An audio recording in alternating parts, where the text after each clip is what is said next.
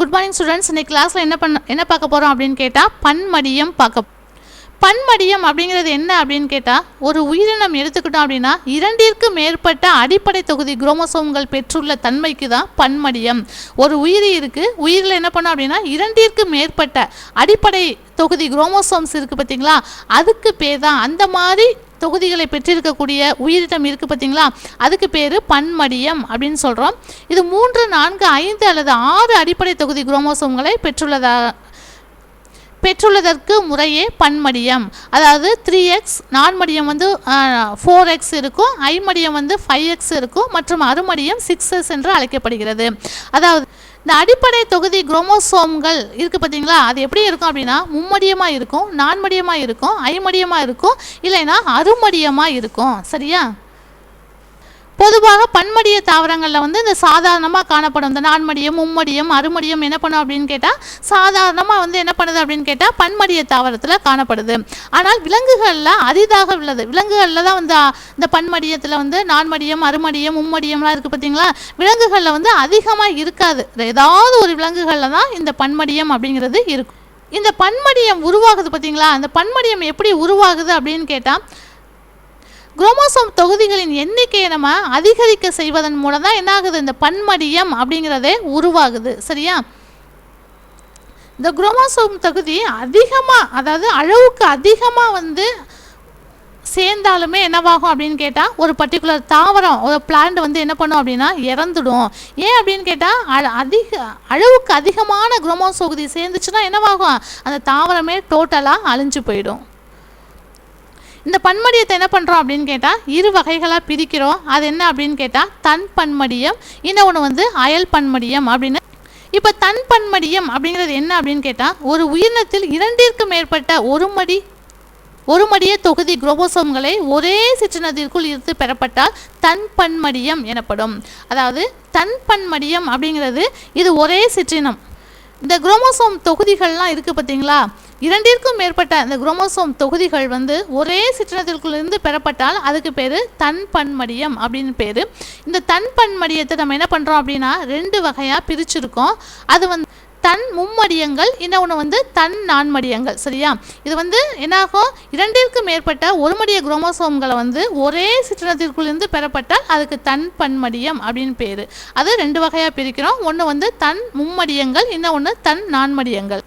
இப்போ தன் மும்மடிய தாவரங்கள், இந்த தன் மும்மடிய தாவரங்கள் என்ன பண்ணும் அப்படின்னா 3 தொகுதி மரபணு தொகையினை பெற்றிருக்கிறது. அது 3 தொகுதி மரபணு தொகையினை பெற்றிருக்கிறதுனால தான் இதுக்கு பேர் தன் மும்மடியம் அப்படின்னு இதுக்கு பேர். தன் நான்மடியம் மற்றும் இருமடிய சிற்றின கலப்பு செய்வதனால் இவைகளை செயற்கையாக உருவாக்க முடியும். அதாவது நான்மடியம் மற்றும் இருமடிய சிற்றினங்கள் இருக்குது பார்த்தீங்களா, அதை வந்து நம்ம கலப்பினம் செய்யும் போது என்ன நடக்கும் அப்படின்னா செயற்கையாக நம்ம ஹைப்ரிட் பண்ணுறோம். செயற்கையாக நம்ம என்ன பண்ணுறோம், கலப்பினம் செய்கிறோம். கலப்பினம் செய்யும் போது தான் நமக்கு என்ன கிடைக்கிது அப்படின்னா இந்த தன்மடியங்களே நமக்கு கிடைக்கும். இந்த மாதிரி அளவுக்கு அதிகமான, அதாவது மரபணு தொகுதியினை நம்ம சேர்த்தோம்னாலும் என்ன பண்ணோம் அப்படின்னு கேட்டால் மலட்டுத்தன்மையும் இதில் உருவாகுது. சரியா? கேமெட்டுகள் இப்போ சேரும்போது என்னவாகும் அப்படின்னா மலட்டுத்தன்மை இதில் அதிகமாக இருக்குது. இப்போ எடுத்துக்காட்டு கொடுத்துருக்காங்க பாருங்கள், என்னென்ன அப்படின்னா வாழை வந்து சாகுபடி பண்ணுறோம்.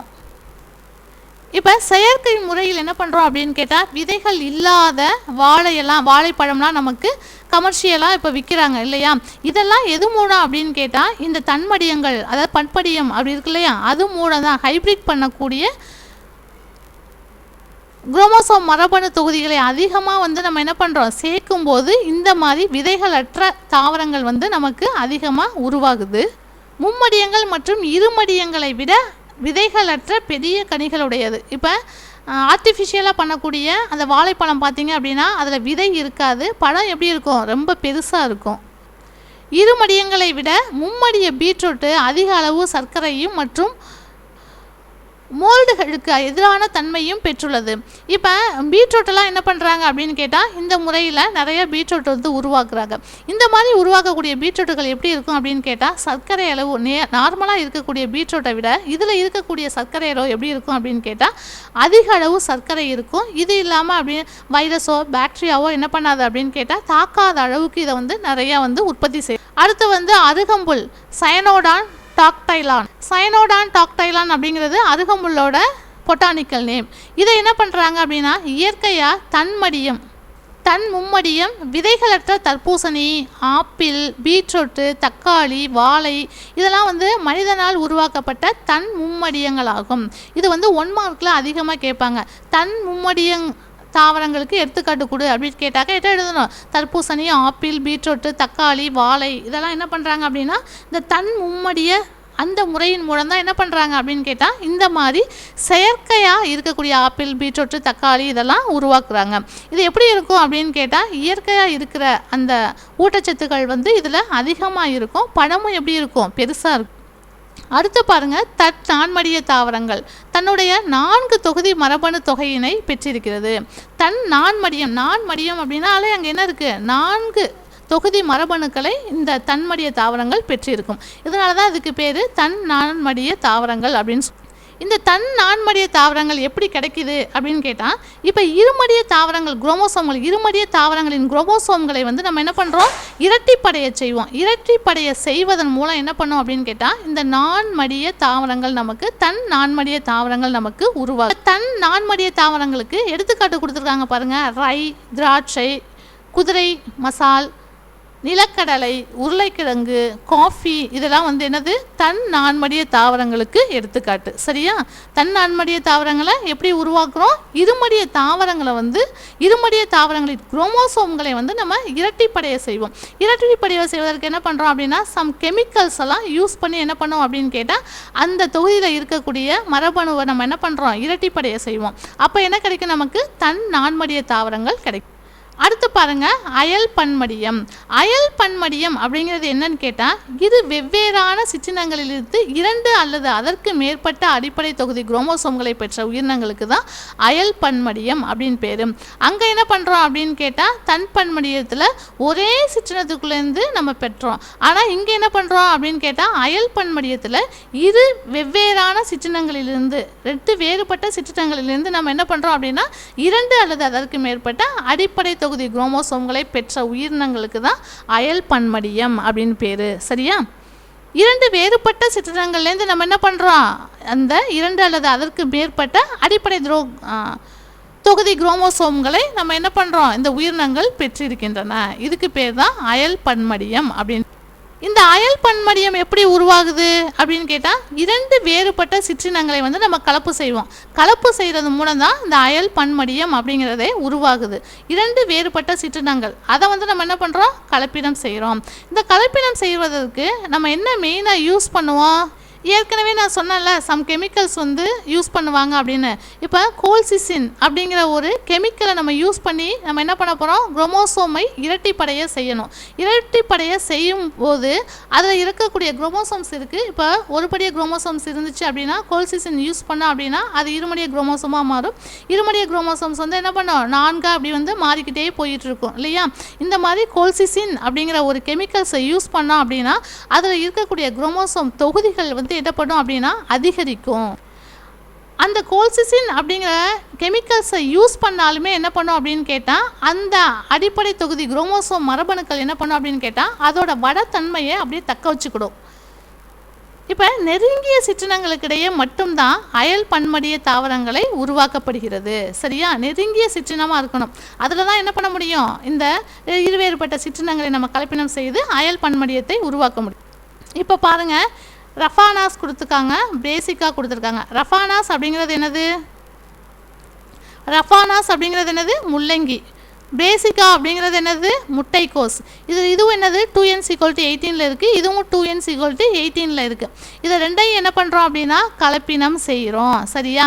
அது F1 எப்படி இருக்குது அப்படின்னா மலட்டு கலப்புயிரியாக இருக்குது. சரியா? மலட்டு கலப்புயிரி அப்படின்னு கேட்டால் அதில் இருக்கக்கூடிய தன்மை எப்படி இருக்குது? வளமற்றதாக இருக்குது. சரியா? அப்போ நமக்கு வளமற்ற தன்மை இருக்கக்கூடிய உயிர் தான் நமக்கு தேவையில்லை. வளமான தன்மை தான் நமக்கு வேணும் இல்லையா? அப்போ இதில் இருக்கக்கூடிய குரோமோசோமை நம்ம என்ன பண்ணுறோம் அப்படின்னா இரட்டிப்படைய செய்வோம். இரட்டிப்படைய செய்யும்போது என்ன பண்ணோம்? கோல்சிசின் அப்படிங்கிற கெமிக்கல்ஸை இதில் உள்ளே அனுப்பணும் அப்படின்னா இதில் இருக்கக்கூடிய குரோமோசோம்ஸில் இருக்கக்கூடிய மரபணுக்கள் என்ன பண்ணும் அப்படின்னா இரட்டிப்படையும். சரியா? அப்போ என்னவாகும் அப்படின்னா வளமான இடைப்பட்ட இருமடிய தாவரம் நமக்கு கிடைக்குது. அதாவது ரஃபானா பிரேசிகா அப்படிங்கிற ஒரு புதிதாக இருக்கக்கூடிய ஒரு தாவரம் கிடைக்கிது. இந்த ரபானா பிரேசிகா இருக்குது பார்த்தீங்களா, இதோட இது எப்படி இருக்கும் 2n = 4 × 36. இப்போ என்ன ஆகும் அப்படின்னா இந்த 18 என்னவாகுது, இந்த கோல்சிசின் வந்து இதில் உள்ளே இன்சர்ட் பண்ணதுக்கப்புறம் என்னவாகுது, அது இரட்டி படைச்சு நமக்கு எப்படி கிடைக்கிது 36 அப்படிங்கிறது கிடைக்குதா. அப்போ வளமான இடைப்பட்ட இருமடிய தாவரம் நமக்கு கிடைக்கிது. சரியா, இதுதான். இப்போ முள்ளங்கியும் பிரேசிகாவையும் நம்ம கலப்பினம் செய்யும்போது ரஃபானா பிரேசிகா அப்படிங்கிற ஒரு நியூ பிளான்ட்ஸை உருவாக்க முடியுது.